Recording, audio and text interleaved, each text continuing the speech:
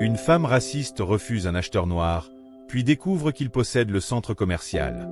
Le centre commercial était un temple de luxe et de consommation. Le marbre poli de ses allées brillait sous les lumières éclatantes, et les vitrines des boutiques exposaient des vêtements au prix exorbitant, des sacs à main de créateurs et des montres étincelantes. Le sol était presque immaculé, comme si chaque centimètre carré de l'endroit était un reflet de l'élite qui l'accueillait chaque jour.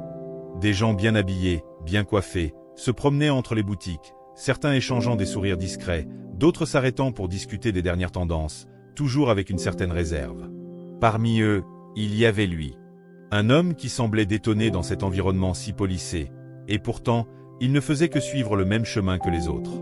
Son allure calme, sa démarche sûre et son regard concentré ne trahissaient aucune nervosité, bien qu'il fût parfaitement conscient de l'attention qu'il attirait autour de lui. Il s'appelait Kevin, et ce centre commercial était le sien. Littéralement. Kevin était l'un des hommes d'affaires les plus prospères du pays, un entrepreneur au sommet de sa carrière, un autodidacte qui avait grimpé les échelons du succès à une vitesse qui en aurait fait pâlir plus d'un. Il n'avait jamais voulu que les gens sachent d'où il venait, mais il savait qu'il portait en lui une histoire qui dérangeait. Quand il entra dans ce centre commercial, qu'il possédait depuis plusieurs années maintenant, il savait exactement quel effet cela produirait. Mais, comme toujours, il préférait observer, comprendre les réactions des autres avant de se dévoiler. Il était un black, un homme noir, dans un monde où les hommes de pouvoir, ceux qui détiennent les rênes, sont principalement blancs. Son existence dans cet environnement n'était pas une simple anomalie, elle était une déclaration silencieuse mais puissante. Une déclaration qui disait que tout pouvait changer. Mais cela, peu de gens le comprenaient à ce moment précis. Kevin se dirigea vers la porte d'une boutique de luxe, son regard glissant sur les vêtements soigneusement agencés dans les vitrines. Ses pas étaient mesurés, presque comme une danse. Il était bien plus qu'un simple client ici. Mais ce qu'il ne savait pas, c'était que son arrivée allait être marquée par une confrontation inattendue. À l'intérieur de la boutique, Sophie, une vendeuse d'une trentaine d'années, le remarqua dès qu'il franchit le seuil. Elle était occupée à disposer des articles sur une étagère, mais quelque chose dans sa posture changea aussitôt qu'elle aperçut Kevin. Il était facile pour elle de faire des suppositions. Un homme noir dans un centre commercial aussi exclusif? Cela ne correspondait pas à ce qu'elle attendait. Il devait être là pour regarder, ou pour acheter quelque chose de moins cher, quelque chose qu'il pouvait se permettre. Sophie jeta un coup d'œil furtif, et, instinctivement, elle décida qu'il ne correspondait pas à l'image du client que l'on attendait dans cet endroit. Ses pensées s'orientèrent immédiatement vers des jugements rapides, alimentés par des stéréotypes profondément ancrés. Mais au lieu de se retenir, elle décida de suivre son instinct. Et son instinct lui disait qu'il était de ces personnes qui viendraient déranger la quiétude de la boutique. Elle s'approcha de lui avec un sourire qu'elle espérait cordial, mais qui sonna faux dès qu'il se posa sur son visage. Son ton était légèrement condescendant lorsqu'elle lui demanda, sans même prendre la peine de le saluer correctement. « Puis-je vous aider, monsieur ?» Kevin leva les yeux et la regarda. Il n'était pas du genre à se laisser impressionner facilement, mais il sentit immédiatement le jugement dans l'air. Le regard de Sophie le scrutait comme un insecte sous un microscope. Elle semblait mesurer chacun de ses gestes, son apparence, son comportement. Mais Kevin ne répondit rien pendant un instant. Il préférait observer, encore une fois. Sophie s'impatienta rapidement. Elle avait vu l'homme, et il ne ressemblait pas au client habituel. Ses vêtements étaient simples mais élégants. Il portait une montre qui ne semblait pas aussi chère que celle des autres clients qui arpentaient le centre commercial. Il devait être là pour regarder, pour rêver peut-être, mais sûrement pas pour acheter. « Je peux vous aider à trouver quelque chose de particulier », répéta-t-elle, son sourire se figeant légèrement.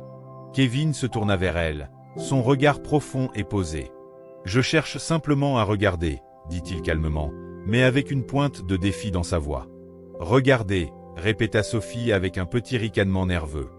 Elle attendait qu'il se décide à repartir. « C'est une boutique assez chère ici, monsieur. Vous devez être certain que ce que vous recherchez est à votre portée. Je peux vous montrer quelques articles un peu moins coûteux si cela vous intéresse. » Kevin sentit l'aigreur dans sa voix. Ce qu'elle venait de dire, bien que dissimulé derrière un masque de politesse, n'était rien de plus qu'une invitation à se retirer. Il avait déjà vu ce genre de comportement dans d'autres endroits, d'autres moments de sa vie. C'était subtil, mais puissant. Il pouvait presque lire dans ses yeux ce qu'elle pensait de lui.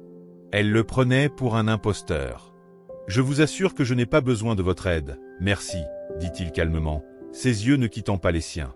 Mais il savait que ce n'était pas fini. Cette rencontre ne se terminerait pas sur une note aussi banale. Il s'éloigna lentement, comme s'il voulait lui donner le temps de se rendre compte de son erreur. Mais il ne se rendait pas vraiment compte que la situation était en train de s'intensifier sous une forme qu'il n'avait pas anticipée. Sophie le suivit d'un regard furieux, mais c'est là qu'il décida qu'il était temps de l'affronter. Kevin s'éloigna encore un peu plus de la vitrine, faisant mine de se désintéresser de la boutique. Mais au fond de lui, il savait que cette situation ne pouvait pas s'arrêter là. Chaque mouvement de Sophie, chaque geste qu'elle faisait semblait chargé de jugement. Il pouvait sentir ses yeux sur lui, le suivant, l'observant comme un lion épie sa proie. Cette énergie. Kevin en avait l'habitude. Mais ce qui était nouveau, c'était qu'il avait décidé qu'il était temps de mettre fin à ce jeu. Sophie, après quelques secondes d'hésitation, s'avança de nouveau vers lui, son ton moins aimable, plus tendu. « Si vous n'êtes pas ici pour acheter, peut-être devrions-nous discuter de ce que vous pouvez réellement vous permettre, non ?» Elle insista sur les mots, comme pour l'humilier publiquement, comme si la décision de l'ignorer ou de l'exclure de cet espace appartenait de droit aux personnes comme elle. Ce n'était pas qu'une question de classe sociale, c'était une question de race. Kevin prit une profonde inspiration, sentant l'agitation s'intensifier autour de lui. Il savait qu'il pouvait s'énerver, crier, retourner les choses à son avantage, mais il choisit une autre voie. Il choisit le silence. Pendant quelques secondes, Sophie attendit une réaction, un signe de soumission peut-être, mais il n'en vint aucun. Sophie fit un geste impatient avec sa main. « Écoutez, monsieur, je pense que vous ne comprenez pas très bien la situation. Je vous suggère de repartir gentiment avant que ça ne devienne gênant. » Ces mots étaient durs, presque acerbes, et la foule autour d'eux commençait à regarder. Quelques murmures se faisaient entendre. Certains clients se faisaient discrets, d'autres prenaient ouvertement parti, bien que Kevin puisse sentir que leur soutien restait timide, craintif, comme s'ils n'osaient pas défier les conventions sociales de peur d'être jugés eux aussi. Puis, dans un calme glacial, Kevin se tourna lentement vers Sophie et lui dit, presque avec une pointe de regret, « Je n'ai pas l'intention de partir, Sophie. » Elle le fixa, déstabilisée. Comment savait-il son nom? C'était une question qu'elle n'osait même pas poser. L'air semblait soudainement plus lourd, comme si une tempête de questions allait éclater à tout instant. Sophie, un instant sur la défensive, se redressa, écoutant attentivement, se préparant à un affrontement. Mais elle avait encore cette lueur de doute dans ses yeux. Elle chercha une faille, une brèche dans son comportement calme et posé. Mais il n'y en avait pas. Kevin l'avait regardée dans les yeux, sans peur, sans colère, comme s'il avait anticipé chaque mot qu'elle allait dire avant même qu'elle ne le fasse. « Vous ne comprenez pas, » murmura-t-elle, un peu plus doucement. « Les gens comme vous, vous ne pouvez pas comprendre ce que cela fait d'être ici. C'est un espace réservé, et vous n'avez pas les moyens de... » Kevin interrompit son flot de paroles. « Les gens comme moi. » Il répéta sa phrase, mais il y avait un accent particulier dans sa voix maintenant. Ce n'était plus la voix d'un client cherchant à faire de la paix. Non. C'était la voix d'un homme qui savait exactement ce qu'il disait, et qui savait que cette interaction n'était pas banale. « Je vais vous dire ce que je suis, Sophie. Je suis l'homme qui possède ce centre commercial. Ce centre commercial est mien. Chaque boutique, chaque pierre ici, appartient à moi. » Le silence tomba instantanément. Sophie, surprise, écarquilla les yeux, ne sachant pas comment réagir. Kevin attendit un moment, lui laissant le temps de digérer les mots qu'il venait de prononcer. Mais Sophie, plus embarrassée qu'autre chose, se précipita vers lui pour tenter de se rattraper. Elle savait que ses paroles étaient déplacées, qu'elles ne pouvaient pas être prises à la légère. Mais au lieu de faire preuve de remords, elle tenta d'expliquer sa réaction, d'inventer une excuse qui pourrait la disculper. « Je n'avais pas l'intention de vous offenser, vraiment, » balbutia-t-elle. « C'est juste que, vous devez comprendre, ici, tout est différent. C'est un endroit qui exige une certaine classe, une certaine étiquette. » Ces mots semblaient vides, comme si elle cherchait à justifier ce qu'elle venait de faire avec des explications toutes faites. Kevin la fixa. « Ce n'est pas une question d'étiquette, Sophie. Ce n'est même pas une question de classe. C'est une question de respect. Vous m'avez jugé, et vous m'avez rejeté sans raison. J'ai observé tout cela. Et je savais que c'était une question de temps avant que ce genre d'attitude ne refasse surface. Il laissa passer un moment de silence, puis ajouta calmement. Je ne suis pas ici pour revendiquer quoi que ce soit, ni pour me venger. Mais vous devez comprendre que le jugement basé sur la couleur de peau, ce n'est jamais juste, peu importe où vous vous trouvez. Sophie se sentait de plus en plus mal à l'aise. Elle n'était pas prête à ce genre de confrontation. Le regard des clients autour d'eux devenait de plus en plus lourd, et elle sentait une tension palpable. Kevin, en revanche, semblait détaché, presque au-dessus de tout cela. Il se savait supérieur non seulement par sa richesse, mais par son calme et sa sagesse. « Je vais vous laisser réfléchir à tout ça, » dit-il enfin, d'un ton qui n'admettait aucune discussion. « Je vous invite à revoir votre comportement, Sophie. Vous n'avez pas idée de l'impact de vos actes. Ce que vous avez fait aujourd'hui, ce n'est pas seulement inapproprié, c'est dangereux. Et ça peut changer des vies. » Sophie ne savait pas quoi répondre. Elle était sous le choc. Elle avait tenté de dissimuler son racisme derrière une façade de bienveillance professionnelle, et elle avait été démasquée. Kevin ne lui laissa aucune chance de se justifier. Il se tourna, prêt à partir, et laissa derrière lui une Sophie figée, incertaine de tout ce qui venait de se passer. Elle se rendait compte, à cet instant précis, que ses actions avaient franchi une ligne qu'elle ne pourrait pas franchir à nouveau. Pas après ce qu'elle venait de vivre. Mais ce qui était peut-être le plus inquiétant, c'était le regard des autres. De plus en plus de clients s'étaient arrêtés, observant la scène avec attention. Certains murmuraient entre eux. Kevin savait que cette confrontation n'était pas simplement personnelle. Elle était plus grande. Elle parlait de la manière dont la société percevait les gens comme lui, des préjugés qui se cachaient derrière des sourires de convenance et des gestes polissés. Avant de partir, Kevin se tourna une dernière fois vers Sophie. « Sophie, dit-il, je vous conseille de prendre un moment pour réfléchir à ce que vous venez de faire. Et peut-être qu'un jour, vous pourrez vous excuser non seulement auprès de moi, mais auprès de vous-même aussi. » Il tourna les talons et se dirigea vers la sortie du magasin, la tête haute. Les murmures des clients s'intensifièrent derrière lui. Sophie resta là, désemparée, ses mains tremblantes à peine capables de tenir les articles qu'elle avait dans les mains. Le poids de la situation était trop lourd pour elle. Kevin savait qu'il venait de marquer un point. Pas pour lui-même, mais pour tous ceux qui, chaque jour, se voient jugés en fonction de leur apparence. Ceux qui sont traités comme s'ils n'étaient pas dignes d'entrer dans des espaces réservés. Mais il savait aussi que cette victoire n'était que temporaire. La lutte pour l'égalité, pour le respect, était bien plus grande que cette simple confrontation. Mais à cet instant précis, Kevin avait donné une leçon que Sophie, et les autres témoins de la scène, ne seraient pas prêts d'oublier. Lorsque Kevin sortit du magasin, il sentit une légèreté qu'il n'avait pas éprouvée depuis longtemps. Non pas qu'il se soit réjoui de ce qui venait de se passer, mais le poids de l'injustice qu'il avait perçue toute sa vie avait été brièvement allégé par cette confrontation. Il savait que Sophie ne comprendrait peut-être jamais pleinement la portée de ses actes, mais au moins, il lui avait ouvert les yeux, si brièvement fût-ce. Et cela, pour lui, était suffisant. Il se dirigea vers la grande allée centrale du centre commercial, son esprit déjà tourné vers les autres affaires qu'il devait gérer. Mais au fur et à mesure qu'il avançait, il se rendit compte que quelque chose avait changé dans l'atmosphère. Ce n'était pas juste la scène qu'il venait de quitter, c'était comme si l'air autour de lui était plus lourd, plus chargé de regards furtifs et de murmures. Des clients continuaient de se regarder. Certains se demandaient probablement ce qui venait de se passer, d'autres étaient simplement embarrassés par l'intensité de la confrontation. Le centre commercial, pourtant un lieu d'apparente tranquillité, semblait être devenu soudainement plus dynamique, plus tendu. La scène de l'humiliation, bien que discrète, avait jeté une ombre sur l'endroit, et les gens se sentaient obligés d'en parler, même en silence. Kevin n'était pas du genre à chercher l'attention, mais il la ressentait maintenant de manière presque palpable.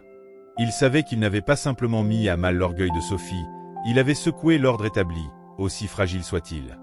Il n'était pas un simple client ici, comme il l'avait démontré, mais bien le propriétaire des lieux. Et cela, pour beaucoup de personnes présentes dans ce centre commercial, était un fait perturbant. Que faire face à un homme noir qui possédait un tel espace? La hiérarchie invisible des classes sociales était d'un coup remise en question. En tournant au coin du corridor, Kevin aperçut un petit groupe de jeunes adultes qui semblaient discuter. En les observant, il comprit rapidement qu'ils avaient vu toute la scène. L'un d'eux, un jeune homme dans la vingtaine, se tourna vers lui et, presque timidement, s'approcha. « Excusez-moi, monsieur, je voulais juste vous dire que j'ai vu ce qui s'est passé avec cette vendeuse.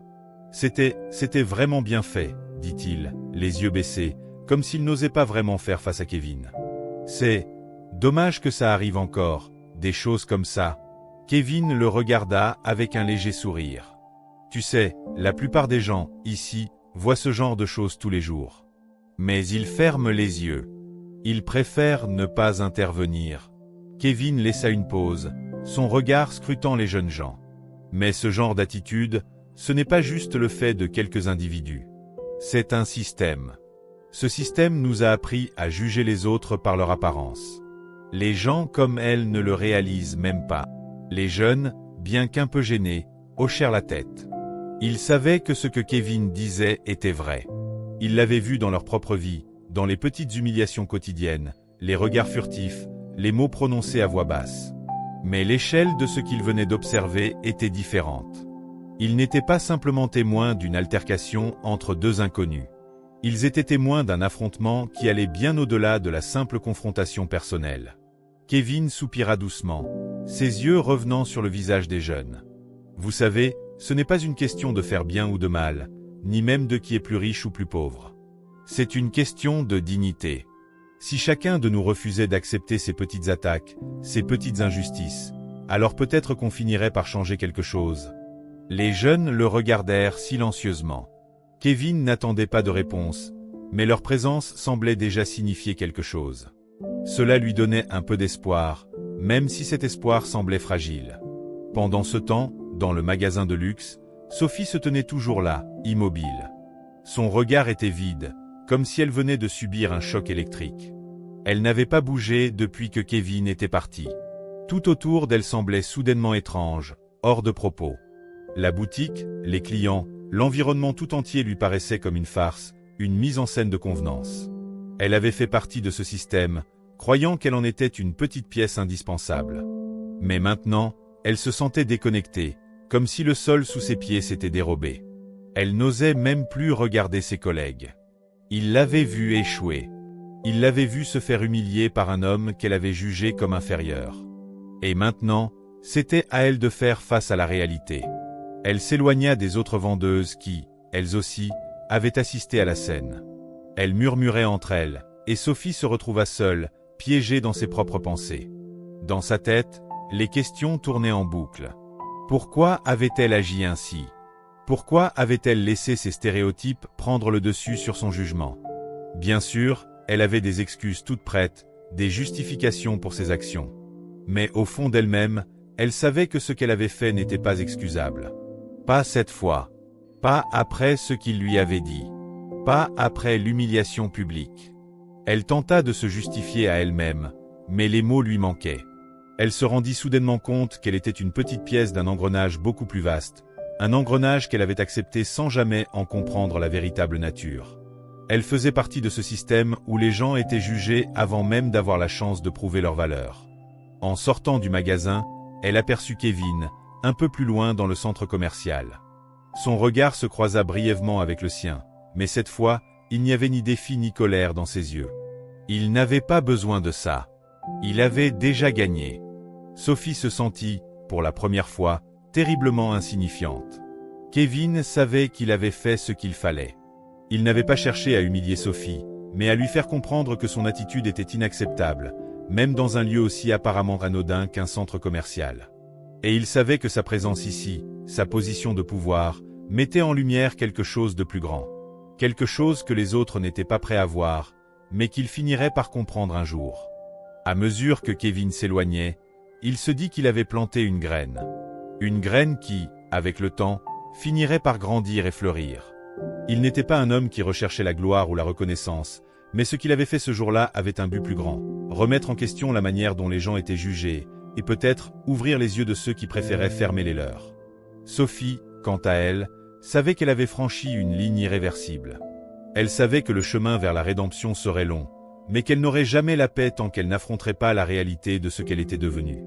Le centre commercial, lui, continua de battre au rythme de ses clients et de ses employés, mais ce jour-là, quelque chose avait changé. Les murs en marbre et les vitrines impeccables ne pouvaient plus masquer la vérité, aussi brillante et dure que le verre sous lequel il brillait. Les jours suivants furent tendus pour Sophie. Elle n'arrivait pas à se débarrasser de l'écho de ce qu'il lui avait dit.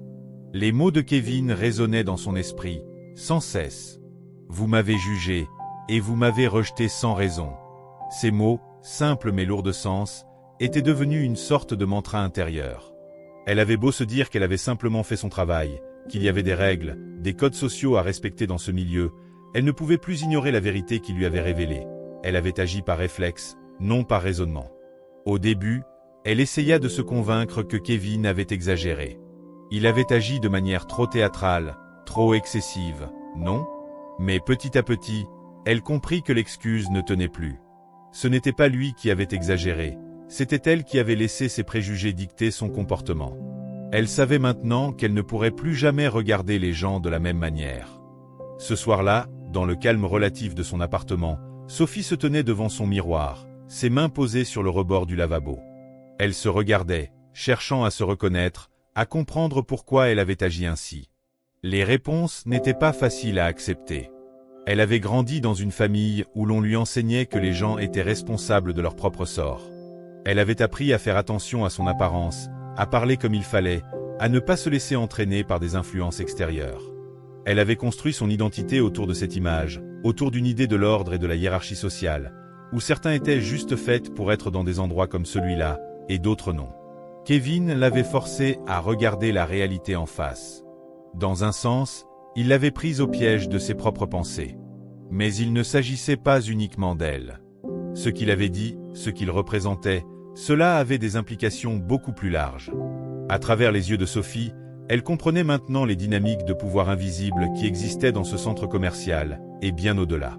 Elle voyait l'écart entre ceux qui étaient acceptés et ceux qui étaient jugés comme inaptes. Elle voyait aussi l'ignorance de ceux qui se croyaient à l'abri de tout ça, les clients qui, comme elle, prenaient pour acquis que les règles du monde étaient juste simplement parce qu'elles n'avaient jamais remis en question. Le lendemain matin, Sophie se rendit au travail avec l'intention de parler à son supérieur. Elle ne savait pas exactement ce qu'elle allait dire, mais elle savait qu'elle ne pouvait pas faire semblant que tout allait bien, que tout était normal. L'humiliation qu'elle avait ressentie après sa rencontre avec Kevin ne serait pas simplement oubliée. Et elle devait trouver un moyen de comprendre comment en sortir. Au même moment, Kevin était occupé à gérer les affaires du centre commercial. Il n'avait pas de regrets, pas de remords pour la confrontation. Au contraire, il avait l'impression de se sentir plus léger, comme si une partie du fardeau qu'il portait depuis des années avait été dissipée. Pourtant, il savait que ce qu'il avait fait n'était pas simplement un acte individuel. Il avait semé un changement plus profond. Il commença à réfléchir aux autres employés du centre commercial. Sophie n'était que la face visible d'un système de préjugés et de discrimination bien plus vaste. Ce centre commercial, bien qu'un lieu de luxe, était aussi un microcosme des inégalités sociales et raciales qui existaient dans la société. Il était facile de croire qu'un tel endroit, où l'argent dictait presque tout, était neutre, sans enjeu. Mais Kevin savait que ce n'était pas le cas. Il savait qu'il avait un pouvoir ici. Il possédait cet espace, mais il possédait aussi la possibilité de changer les choses. Et c'est là qu'il se rendit compte qu'il devait aller plus loin que cette simple confrontation.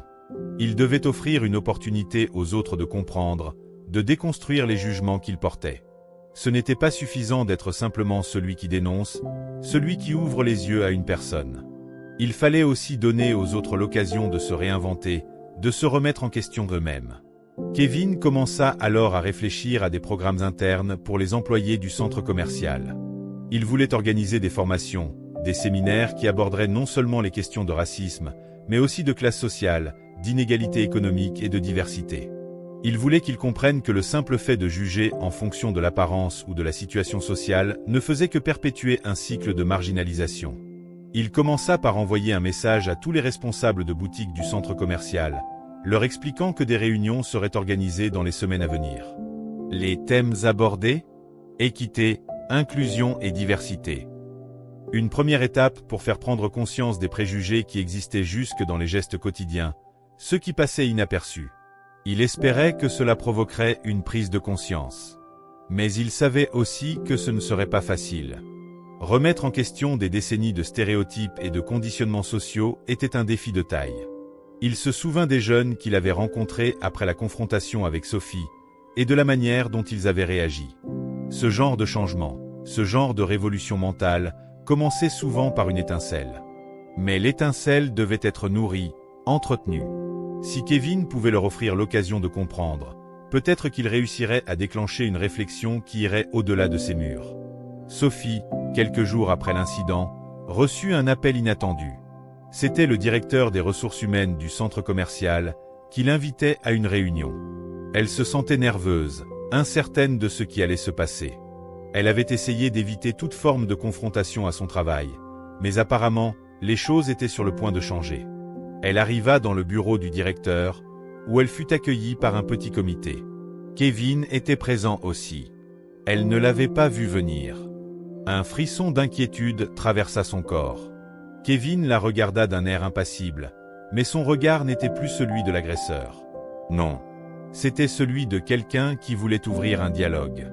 Le directeur commença par aborder la situation de manière professionnelle, mais il n'eut pas besoin de beaucoup de mots pour que Sophie comprenne qu'elle allait devoir assumer ce qui s'était passé. Le message était clair. Kevin avait demandé que tout le personnel suive une formation sur les questions de racisme et de discrimination. Sophie savait que c'était la première étape d'une longue série de changements dans la manière dont le centre commercial fonctionnerait désormais. Les yeux de Kevin se posèrent à nouveau sur elle. « Sophie, je crois que vous avez encore beaucoup à apprendre. Mais tout le monde a droit à une chance de grandir. Il est temps pour nous tous de repenser nos actions. Ce centre commercial doit être un lieu où chacun se sent bienvenu, pas un endroit où les gens sont jugés. » Sophie baissa les yeux, mais quelque chose en elle avait changé. Elle n'était pas prête à tout comprendre, mais elle savait qu'elle avait un long chemin devant elle. Un chemin vers la rédemption. Un chemin vers une nouvelle manière de voir le monde. Et cette prise de conscience, bien que lente, allait secouer les fondations même du centre commercial. Pour Sophie, comme pour tous les autres employés, cela allait être le début d'un changement profond. Le lendemain de la réunion, Sophie se rendit au travail avec un mélange d'appréhension et de curiosité. L'atmosphère au centre commercial était nettement différente depuis l'incident avec Kevin. Les employés semblaient plus conscients, plus réservés, presque sur leur garde, comme s'ils attendaient tous un signal pour savoir comment se comporter après l'événement. Le directeur des ressources humaines avait rapidement mis en place un premier séminaire sur les questions de diversité, d'inclusion et de lutte contre les discriminations, avec la présence de plusieurs intervenants spécialisés.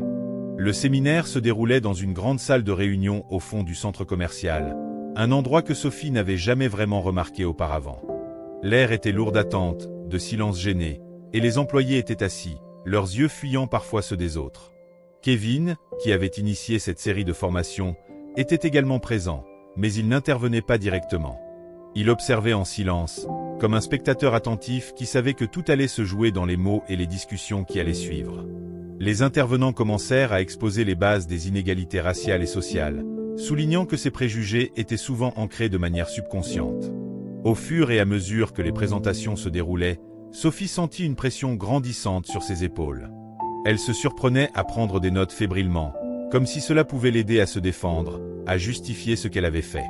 Mais plus les présentations avançaient, plus elle se rendait compte que les stéréotypes qu'elle avait employés dans sa confrontation avec Kevin n'étaient pas le fruit d'une simple erreur ou d'un moment d'oubli. Non, il s'agissait d'une partie intégrante d'un système qui l'avait conditionnée, tout comme il conditionnait beaucoup d'autres autour d'elle. Le premier intervenant, une femme d'une quarantaine d'années, parla avec une passion évidente des dangers des biais inconscients. Le racisme, disait-elle, ne se résume pas à des actes violents ou à des insultes ouvertes. Il est aussi dans les jugements silencieux, dans les regards que l'on porte à une personne juste parce qu'elle a une couleur de peau différente de la nôtre. Nous faisons tous des suppositions, des généralisations, mais le plus important est de comprendre comment ces pensées affectent notre comportement et nos décisions. Sophie sentit son cœur se serrer. Elle pensait à ce qu'elle avait fait avec Kevin. Elle pensait à ses propres pensées et comment elles s'étaient traduites en actions concrètes. Elle avait regardé Kevin et l'avait jugé, avant même qu'il ne puisse dire un mot. Elle avait vu sa couleur de peau, et cela avait suffi à déclencher des préjugés dans son esprit, des préjugés qu'elle ne se permettait même pas de reconnaître avant cette confrontation. Le séminaire se poursuivit avec des études de cas, des témoignages et des vidéos montrant comment les discriminations raciales se manifestaient dans le quotidien. À un moment donné, un autre intervenant demanda aux participants de se diviser en petits groupes pour discuter d'une série de questions. Sophie se retrouva avec 3 autres collègues. Les questions portaient sur les stéréotypes raciaux et les inégalités dans les lieux publics. Quand vous pensez à une personne qui fait des achats dans un centre commercial de luxe, quel type de personne imaginez-vous ? Demanda l'intervenant. Sophie hésita, se sentant soudainement exposée. Mais l'une de ses collègues, une jeune femme blonde nommée Élodie, répondit immédiatement. « Je suppose que j'imaginerais quelqu'un d'assez riche, bien habillé, un peu, quelqu'un d'élégant, en fait. » « Et est-ce que vous imaginez la même chose pour un homme noir ?» demanda l'intervenant. Le groupe se tut. Sophie sentit la chaleur monter en elle, son visage devenant rouge. La question frappait trop près du cœur. Elle avait jugé Kevin sur sa couleur de peau. Elle n'avait même pas essayé de comprendre qu'il était en dehors de ce premier regard. « Non », répondit timidement Élodie. « Je pense que je ne l'aurais pas vu ici. C'est un stéréotype, je suppose, mais je n'aurais pas pensé qu'il appartiendrait à ce type d'endroit. » Les autres collègues hochèrent la tête, certains paraissant gênés, d'autres perdus dans leurs pensées. Sophie, elle, ne pouvait plus ignorer la vérité. Ce qu'elle venait de dire, ce qu'elle avait accepté sans même réfléchir, c'était exactement le type de pensée que Kevin avait dénoncé. Le stéréotype, le jugement, tout cela se traduisait en des actions concrètes, des décisions prises sur des bases fausses, sur des bases de racisme implicite. Pendant ce temps, Kevin, assis à l'arrière de la salle, observait les échanges avec une attention particulière. Il voyait la gêne sur les visages des employés, les regards fuyants et les silences qui s'installaient au fur et à mesure que les discussions devenaient plus profondes. Pour lui, ce séminaire n'était qu'un premier pas. Ce qu'il voulait, ce n'était pas seulement que les employés se sentent coupables de leurs préjugés, mais qu'ils prennent conscience de leur pouvoir, du pouvoir qu'ils avaient dans leurs interactions quotidiennes. Il voulait les voir changer, non seulement à un niveau intellectuel, mais aussi émotionnellement. Cela ne suffirait pas de simplement savoir que les stéréotypes existent. Il fallait aussi les déconstruire dans leur propre vécu, dans leurs choix. Au terme du séminaire, les participants étaient invités à signer un engagement volontaire, une sorte de promesse de prendre des mesures concrètes pour se remettre en question et agir contre les préjugés. Sophie, les yeux baissés, se leva en dernier pour signer. Ses mains tremblaient légèrement, mais elle savait au fond d'elle que ce qu'elle venait de vivre ne serait pas sans conséquences.